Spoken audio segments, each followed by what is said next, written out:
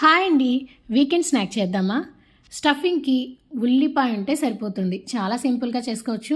Mixing బౌల్లో 1 cup మైదా పిండి, పావు టీ స్పూన్ ఉప్పు, 1 టేబుల్ స్పూన్ నూనె, 1.5 కప్ నీళ్ళని యాడ్ చేసి అంతా బాగా కలిసేలాగా కలుపుకోవాలి. ఇది కలుపుకోవడం కష్టమైతే మిక్సర్ జార్లో ఒకసారి గ్రైండ్ చేసుకొని వడకట్టామో అంటే ఉండలు లేకుండా ఉంటాయి.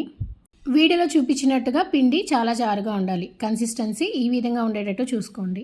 ఇప్పుడు దీంట్లో ఒక గరిట పిండిని పక్కన పెట్టేసుకొని వేరే మిక్సింగ్ బౌల్ తీసుకొని 2 సన్నగా తరిగిన ఉల్లిపాయలు, రుచికి తగ్గట్టుగా ఉప్పు, 1 టేబుల్ స్పూన్ కారం, 1 టేబుల్ స్పూన్ గరం మసాలా, జీలకర్ర పొడిని కూడా వేసి అంతా బాగా కలిసేలాగా కలుపుకొని ఒక 10 నిమిషాలు పక్కన ఉంచాలి.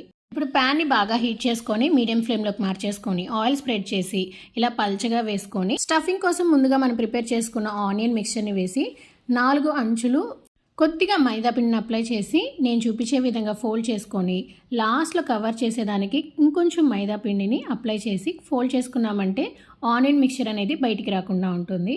పైన లేయర్ అంతా కూడాను పల్చగా ఉండాలి. తిక్కుగా వచ్చినా ఫ్రై చేసినా కూడా కుక్ అవ్వదు.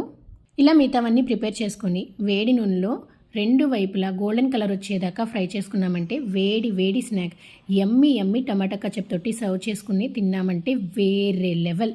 మరి ఈ రెసిపీ యూస్ఫుల్ అనిపిస్తే సబ్స్క్రైబ్ చేసి సపోర్ట్ చేయండి. Happy cooking.